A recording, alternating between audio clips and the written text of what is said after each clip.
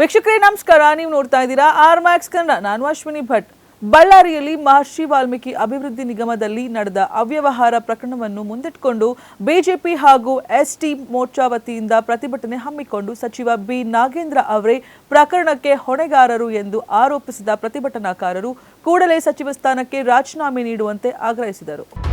ಬಳ್ಳಾರಿ ಜಿಲ್ಲಾಧಿಕಾರಿ ಕಚೇರಿ ಆವರಣದ ಮುಂದೆ ಸೋಮವಾರ ತಡರಾತ್ರಿ ಬಿಜೆಪಿ ಹಾಗೂ ಎಸ್ಟಿ ಮೋರ್ಚಾ ವತಿಯಿಂದ ಪ್ರತಿಭಟನೆ ನಡೆಯಿತು. ಬಳ್ಳಾರಿ ನಗರದ ಮಾಜಿ ಶಾಸಕ ಗಾಲಿ ಸೋಮಶೇಖರ್ ರೆಡ್ಡಿ ನೇತೃತ್ವದಲ್ಲಿ ನಡೆದ ಈ ಒಂದು ಪ್ರತಿಭಟನೆಯಲ್ಲಿ ಬಿಜೆಪಿ ಮುಖಂಡರು ಹಾಗೂ ಕಾರ್ಯಕರ್ತರು ರಾಜ್ಯ ಸರ್ಕಾರದ ವಿರುದ್ಧ ಘೋಷಣೆಗಳನ್ನ ಕೂಗಿ ಆಕ್ರೋಶವನ್ನ ವ್ಯಕ್ತಪಡಿಸಿದ್ರು. ಮಹರ್ಷಿ ವಾಲ್ಮೀಕಿ ಅಭಿವೃದ್ಧಿ ನಿಗಮದ ಹಣವನ್ನ ಅಕ್ರಮವಾಗಿ ವರ್ಗಾವಣೆ ಮಾಡಿ ದುರ್ಬಳಕೆ ಮಾಡಲಾಗಿದೆ ಅಂತ ಆರೋಪಿಸಿದ ಪ್ರತಿಭಟನಾಕಾರರು ಇದರಿಂದ ಬಡವರು, ಪರಿಶಿಷ್ಟ ಪಂಗಡದವರು ಹಾಗೂ ನಿಗಮದ ಫಲಾನುಭವಿಗಳಿಗೆ ಅನ್ಯಾಯವಾಗಿದೆ ಅಂತ ಆಕ್ರೋಶವನ್ನ ವ್ಯಕ್ತಪಡಿಸಿದ್ರು. ನಿಗಮದ ಹಣ ದುರ್ಬಳಕೆ ಪ್ರಕರಣದ ನೈತಿಕ ಹೊಣೆ ಹೊತ್ತು ಸಚಿವ ಬಿ ನಾಗೇಂದ್ರ ಅವರು ಕೂಡಲೇ ರಾಜೀನಾಮೆಯನ್ನ ನೀಡಬೇಕು ಅಂತ ಬಿಜೆಪಿ ಮುಖಂಡರು ಆಗ್ರಹಿಸಿದ್ರು.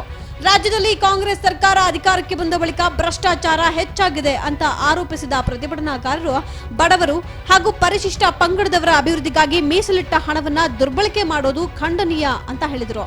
ಪ್ರಕರಣದ ಕುರಿತು ಸಮಗ್ರ ತನಿಖೆ ನಡೆಸಿ ತಪ್ಪಿತಸ್ಥರ ವಿರುದ್ಧ ಕಠಿಣ ಕಾನೂನು ಕ್ರಮವನ್ನ ಕೈಗೊಳ್ಳಬೇಕು ಅಂತ ಒತ್ತಾಯಿಸಿದ್ರು.